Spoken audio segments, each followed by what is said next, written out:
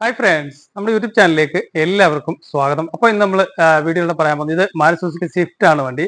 അപ്പോൾ ഇതിന്റെ കംപ്ലൈന്റ് എന്ന് വെച്ച് കഴിഞ്ഞാൽ കട്ടറിലൊക്കെ പോകുന്ന സമയത്ത് നല്ല രീതിയിൽ കടകടകടാ നല്ല രീതിയിലുള്ള സൗണ്ട് കേൾക്കുന്നുണ്ട്. ഹമ്പ് ചാടുമ്പോൾ, അതുപോലെ തന്നെ തരിപ്പുള്ള റോഡിൽ പോകുമ്പോൾ, കട്ടർ ഈ കുണ്ടും കുഴിയൊക്കെ ആയിട്ടുള്ള ചെറിയ ചെറിയ കട്ടറിലൊക്കെ പോകുമ്പോഴും നല്ല രീതിയിലുള്ള സൗണ്ട് ഉണ്ട്. ചെറുതായിട്ട് പോയി കഴിഞ്ഞാലും നല്ല രീതിയിലുള്ള സൗണ്ട് ടക്ക് ടക്ക് ടക്ക് ടക്ക് ടക്കടാന്ന് ബാക്കിൽ നിന്ന് കിടന്ന് നല്ല രീതിയിലുള്ള സൗണ്ട് കേൾക്കുന്നുണ്ട്.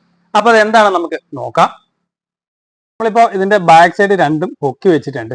അപ്പൊ കൂടുതലും സൗണ്ട് കേൾക്കുന്നത് ഈ ഒരു സൈഡിൽ നിന്നാണ്. രണ്ട് സൈഡിൽ നിന്ന് നല്ല രീതിയിലുള്ള സൗണ്ട് കേൾക്കുന്നുണ്ട്. അപ്പൊ ഇങ്ങോട്ട് നോക്കിക്കഴിഞ്ഞാൽ നമുക്ക് മനസ്സിലാക്കാനായിട്ട് സാധിക്കും.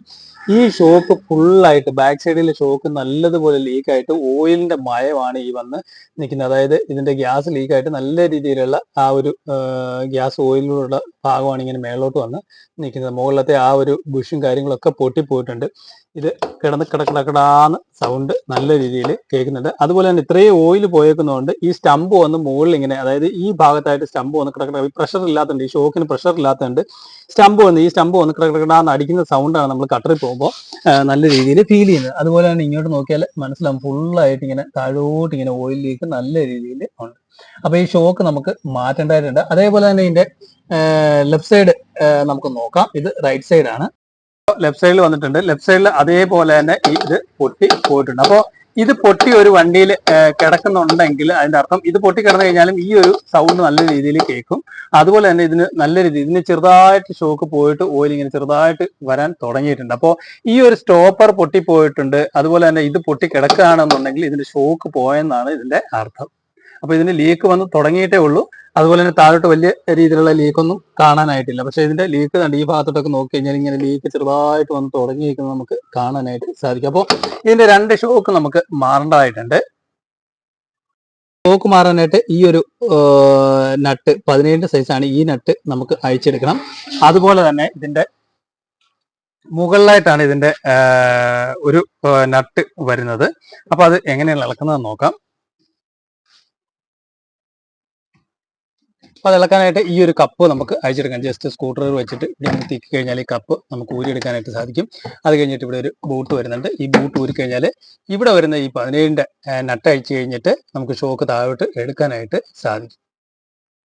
നമുക്ക് ഈ നട്ട് അഴിക്കുമ്പോൾ ഇത് സ്റ്റമ്പ് കറങ്ങുകയാണെന്നുണ്ടെങ്കിൽ ഇവിടെ ഇങ്ങനെ നമുക്ക് അഡ്ജസ്റ്റബിൾ സ്പാനറോ അല്ലെന്നുണ്ടെങ്കിൽ 8ന്റെ ഡബിൾ എൻഡോ വെച്ച് പിടിച്ചു കഴിഞ്ഞാൽ നമുക്ക് ഈ നട്ട് സിമ്പിളായിട്ട് അഴിച്ചെടുക്കാനായിട്ട് സാധിക്കും.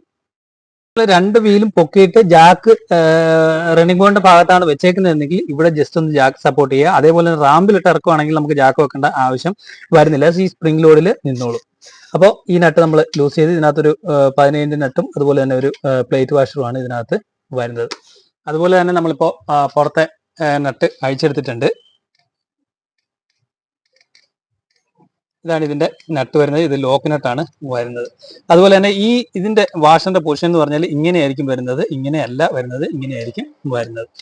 ഇനി നമുക്ക് താഴെ ഷോക്ക് ഊരിയെടുക്കാം. ജസ്റ്റ് ഒരു സ്ക്രൂ ഡ്രൈവർ വെച്ച് ഇവിടെ ഇങ്ങനെ തെക്കി കഴിഞ്ഞാൽ ഈ ഷോക്ക് നമുക്ക് താഴോട്ട് ഇങ്ങനെ സിമ്പിളായിട്ട് ഊരിയെടുക്കാനായിട്ട് സാധിക്കും. അപ്പോൾ ഇനി നോക്കേണ്ടത് ഇതിന്റെ ബുഷിന്റെ പൊസിഷൻ ഉണ്ട്. ഇങ്ങനെയാണ് ഇതിന്റെ പൊസിഷൻ വരുന്നത്. ഒരു ബുഷ് താഴെ വരും. അതുപോലെ തന്നെ മുകളിൽ ഒരു ബുഷ് വരും. മുകളിൽ വരുന്ന ബുഷാണ് ഇത് വരുന്നത്. ഈ ബുഷാണ് മുകളിൽ വരുന്നത്. അപ്പൊ ഇനി നമുക്ക് ഷോക്കിന്റെ കണ്ടീഷൻ നോക്കാം.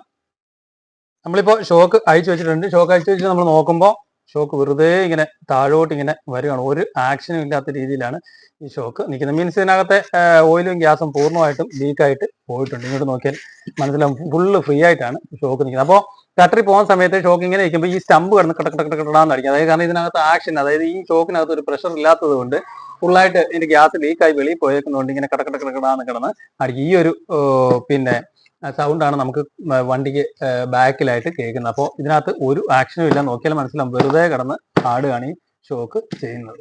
അപ്പൊ ഈ ഒരു ബുഷ് ഈ ഒരു കവർ ഇതിനകത്ത് നിന്ന് പൊട്ടി പോയിട്ടുണ്ടെങ്കിൽ അതിനർത്ഥം ഈ ഷോക്ക് പോയിട്ടുണ്ടെന്നാണ്. കാരണം ഈ ഒരു ഷോക്കിന്റെ ആക്ഷൻ പോകുമ്പോൾ ഇതിന്റെ ടോപ്പിൽ വന്ന് അടിച്ചിടിച്ചിട്ടാണ് ഈ ഒരു കവർ പൊട്ടി പോകുന്നത്. ഓക്കെ, ഇനി നമുക്ക് പുതിയ ഷോക്കിന്റെ കണ്ടീഷൻ നോക്കാം. നമ്മളിപ്പോ പുതിയ ഷോക്ക് എടുത്തിട്ടുണ്ട്. ഗബ്രിയലിന്റെ ആണ് ഷോക്ക് നമ്മൾ എടുത്തേക്കുന്നത്. അപ്പോൾ ഇത് നോക്കിയാൽ മനസ്സിലാവും. ഇത് നമ്മൾ താഴോട്ട് പ്രസ് ചെയ്തിട്ട് നമ്മൾ വിട്ട് കഴിഞ്ഞാൽ ഓട്ടോമാറ്റിക്കായിട്ട് മേളിലോട്ട് വരുന്നത് കാണാനായിട്ട് സാധിക്കുന്നു. ഓട്ടോമാറ്റിക്കായിട്ട് മേളിലോട്ട് ഈ ഷോക്ക് വരുന്നത്. ഇതാണ് ഈ ഷോക്കിന്റെ കണ്ടീഷൻ എന്ന് പറയുന്നത്. ഈ ഒരു ആക്ഷനിലായിരിക്കണം ഷോക്ക് നീക്കേണ്ടത്. മറ്റേതിനെ അപേക്ഷിച്ച് വെറുതെ ഫ്രീ ആയിട്ട് ആ സ്റ്റമ്പ് കിടക്കുന്നത്. അപ്പോൾ ഷോക്ക് കറക്റ്റായിട്ട് തന്നെ മുകളിലോട്ട് വരുന്നുണ്ട്. ഇനി നമുക്കിത് ഫിറ്റ് ചെയ്യാം.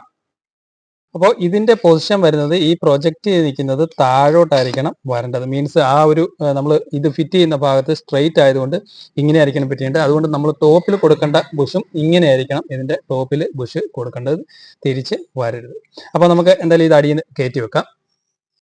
നമ്മളിപ്പോൾ ഷോക്ക് കയറ്റി വെച്ചിട്ടുണ്ട്. അപ്പോൾ ഈ ബുഷ് നമ്മൾ ഇങ്ങനെയാണ് ഇതിന്റെ ബുഷിന്റെ പൊസിഷൻ വരുന്നത്. അതുപോലെ തന്നെ നമ്മൾ പഴയ ടോപ്പിൽ വരുന്ന പഴയ വാഷാണ് ഇട്ടേക്കുന്നത്. ഇതൊരു സ്ട്രെയിറ്റ് വാഷായതുകൊണ്ട് പഴയ വാഷാണ് നമ്മൾ ഇടുന്നത്. ഇനി നമുക്ക് ഇതിനായിട്ട് ടൈറ്റ് ചെയ്ത് വിടാം. നമ്മളിപ്പോ ലെഫ്റ്റ് സൈഡിലെ ഷോക്കും അഴിച്ചിട്ടുണ്ട്. അതിന്റെ കണ്ടീഷൻ നോക്കാം.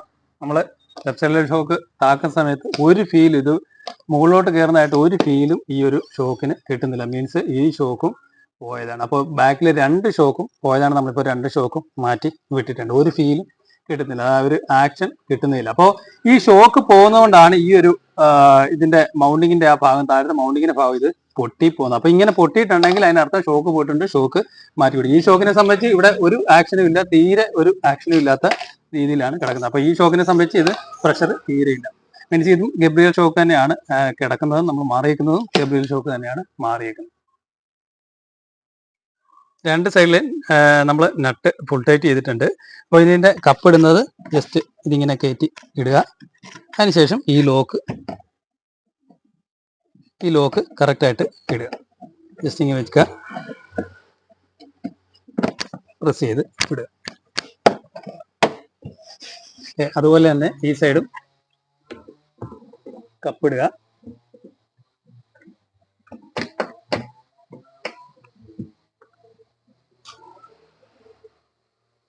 പ്രസ് ചെയ്ത് വിടുക.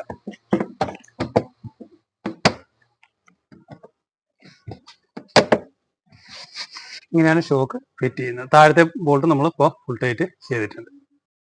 അപ്പോൾ ഈ വണ്ടിയുടെ കംപ്ലൈന്റ് ബാക്കിൽ നിന്ന് ഉള്ള സൗണ്ടാണ്. നമ്മൾ കട്ടറിൽ ഓടിക്കുന്ന സമയത്ത് കടകടാന്നുള്ള സൗണ്ട്, ചെറിയ റോഡിൽ പോകുമ്പോൾ തന്നെ കടകടാന്നുള്ള സൗണ്ടാണ്. അപ്പോൾ നമ്മൾ ഷോക്ക് അഴിച്ച് നോക്കിയ സമയത്ത് ഷോക്കിന്റെ ബൂട്ട് താഴോട്ട് പൊട്ടിക്കിടക്കാണ്. റൈറ്റ് സൈഡിൽ ഷോക്ക് ലീക്ക് ഉണ്ട്, ലെഫ്റ്റ് സൈഡിൽ പൊട്ടിയും കിടക്കാണ്, റൈറ്റ് സൈഡിലും പൊട്ടിയും കിടക്കാണ്, ലീക്കും ഉണ്ട്.